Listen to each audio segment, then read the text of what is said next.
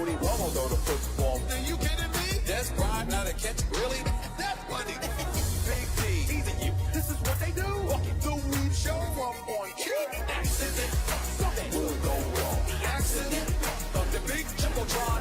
Accident, I recognize it's a black cat running around that franchise. Say it with me. Accident, they will mess it up. Just wait. The accident, they will let you down. Just wait. The accident, the accident, the accident, waiting to happen. It won't happen.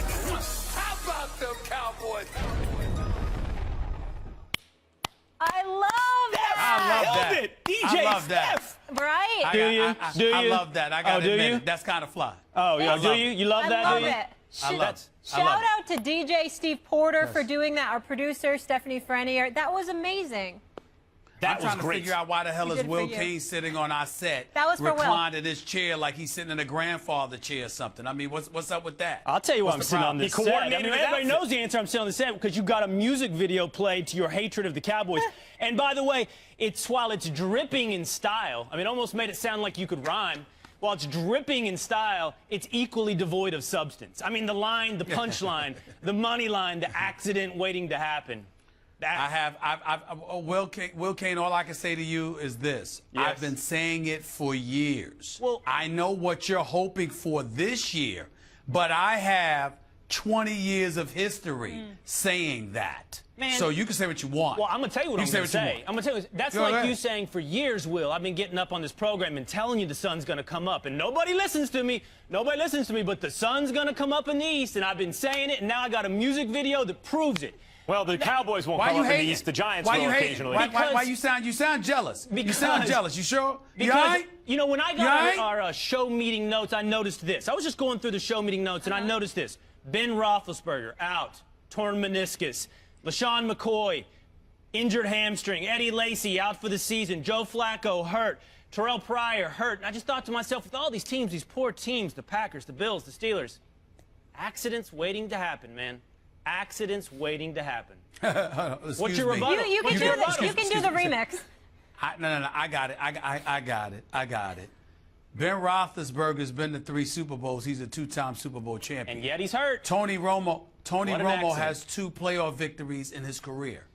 What are you talking about? Here's Why what are you even mentioning them in the same breath? Listen to me. It doesn't matter who's hurt now. I'm talking about historically. When you predict throughout their career that an accident is waiting to happen, literally anything feeds into your argument. You can pull anything. Unless I'm right. And by the way, every year, hold on, Max. Every year, by the way, that prediction is true for 31 teams.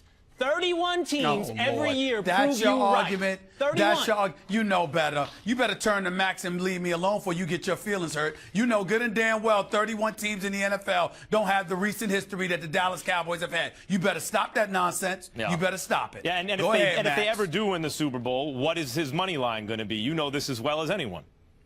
Even a dead clock is right. That's right. That's right. Oh, that's the new version. All right. I wouldn't say that about a Super Bowl championship. That I would not do. Let's talk a little. I would not say that about Super Bowl. Let's talk a little Well, then Tony I will. Romo, gentlemen. Let's get into it. Dak Prescott, he's been balling for the 5-1 Cowboys, and that has left Tony Romo in a very precarious position with the Dallas Cowboys. So many, of course, are wondering, should the Cowboys trade Romo? But which teams would be interested in the quarterback? So USA Today's For the Win ranked the teams that should trade for Romo, and topping the list is the Browns, followed by the Jets, the Bears, the 49ers, the Rams, and the Broncos. Will, I want to let you speak first out of fairness for the Cowboys here. Yes. Should they trade Tony Romo? No. Molly. They should I like how you said my name. Molly? They should start Tony Romo. That's what they should do, not trade start Tony him. Romo. Oh, Start goodbye. Tony Romo. Really? Okay, sorry. Listen, Tony Romo in 2014 played with this exact same offense, the one that Dak is playing with today. Here's his numbers in 2014. 113 passer rating, 70% completion, 34 touchdown, 9 interceptions. Dak has been amazing. Tony would be better. He'd be even better in this offense. He can read defenses, call audibles, adjust the play. He can take the top off of a defense, Stephen A. He can hit Dez down the field in a way. Slip. He can hit Dez down the field in a way that Dak cannot right now. Started to against the Packers. He gives you upside that Dak does not. Granted, there are a few mistakes, 9 interceptions in 14. along the way that Dak has made very rarely so far. But Dak is a rookie. No rookie has gone to the Super Bowl since Dan Marino. Tony gives you more upside, just as much safety. And if it all goes south, guess what? Dak Prescott's on the bench. Bring him back in. Tony Romo should be the Cowboys starting quarterback. Tony Romo should be on the Cowboys bench. And I was with you on the starting quarterback, but this was the caveat. Look, if the Cowboys are like 5-1 by week 6 and they're in first place and Dak is balling, okay then, which I did not think was going to happen, but that's what happened. And so now people are confused about this. They have it twisted. It's like, well, you have a quarterback so you can trade Romo. Number one, from the Cowboys' point of view, it doesn't make any sense. The problem until now is they didn't have a backup quarterback. Who cares who the backup quarterback is? The fact is, you now have one. And it's a guy who has not shown the ability recently to stay on the field for a whole season. So keep him fresh, keep him ready to go. He's experienced, he's excellent when healthy. And if you need him for a couple weeks, you got him. Now, he's very, very expensive, but that money is on your books anyway. That's from the Cowboys' point of view. From everyone else's point of view, idiotic for the Browns to trade for Romo. Romo is 36 years old. In 2010, he had a broken collarbone. In 2013, he ruptured a disc in his back. In 2014, 2 fractures in his back. In 2015, he rebroke the collarbone. Later that year, he rebroke the collarbone again, same collarbone. And then in 2016, a fracture in his vertebrae. So he has a back and a collarbone, chronic issues that keep him off the field. Why would the Browns or anyone, the Jets or anyone, trade for a guy unless they're in a season where, right now, if we get this guy, we can win the Super Bowl right now? That's not any one of these teams. And if you keep him on your books, you owe him close to $50 million over the next 2 years. And if you get rid of him because he's hurt, you can't game plan with him for a season, you owe him $30 million over the next 2 years. You don't trade him from anyone's point of view. And from the Cowboys' point of view, problem solved. You have a backup quarterback. Who cares what his name is? If you are the Jets and you believe in your defense, you might. If you are the Los Angeles Rams that's desperate to be relevant and you don't believe in Case Keenum for the next year or two, and you certainly don't believe in Jared Goff yet because you drafted him #1 overall and he wasn't even on the active roster in week 1, you do it. If you are the Denver Broncos and you're not sold on Trevor Siemian or Paxton Lynch as of yet, but you know that the requisite parts around you could easily repeat as Super Bowl champions because of that defense, because of Emmanuel Sanders and Demaryius Thomas,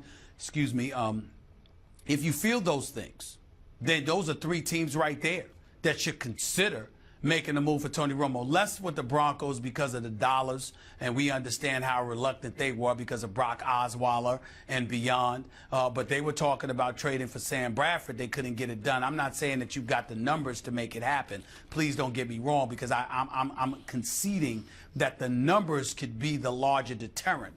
But I'm talking about in terms of talent and need. Strictly that. Without taking the numbers into consideration, because somehow, some way, sometimes at least the numbers could work, sometimes they can't.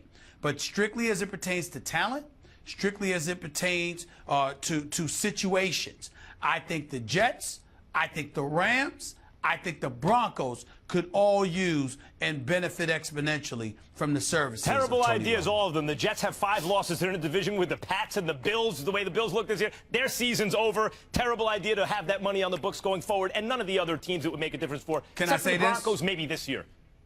I don't believe that the Jets season is. I believe that the Jets season is over because I assume they're going to continue losing. But if the Jets were to win, say they had a quarterback worth having, I don't think that you could rule out the possibility of a wild card coming out of the AFC East because of the problems in the North, the problems in the South, and the problems out West. Kansas City, to me, with Oakland could be viable threats in the AFC West. But I think that's primarily who a wild card spot in the AFC East would be competing with. You don't have to leave that as an abstraction, If the Jets had a quarterback that could compete, you're basically admitting the thing you don't want to admit, which is Tony Romo turns you into somebody who makes the playoffs, makes you a team worth competing. The name that you're leaving out is Tony Romo. No, I'm willing to admit that, Will. See, that's why you don't pay attention. I pay you got attention. your ears clogged I'm and you so don't close. listen. I absolutely believe that Tony Romo is capable of it. I happen to believe that the playing for the Dallas Cowboys is tantamount to having a black cat running around your house. Bad luck is coming your way. I never once said that Tony Romo couldn't play. I never once said that he didn't make big plays. I never once said that he couldn't be a game changer. I'm saying it never has happened when it's really, really counted for the Dallas Cowboys. That is what I have said. Tony Romo was on the trading blocks, half the league would be interested in him. Who it makes sense for is a different equation. And I agree with Stephen A., by the way. The Rams and the Broncos are at the top of the list because they could theoretically compete this year with a quarterback the caliber of Tony Romo. But once again, the Dallas Cowboys, both financially, as you point out, Max, and just quality quarterback-wise, have no interest in trading Tony Romo. Now, granted, and I'm so objective, I see my lack of objectivity.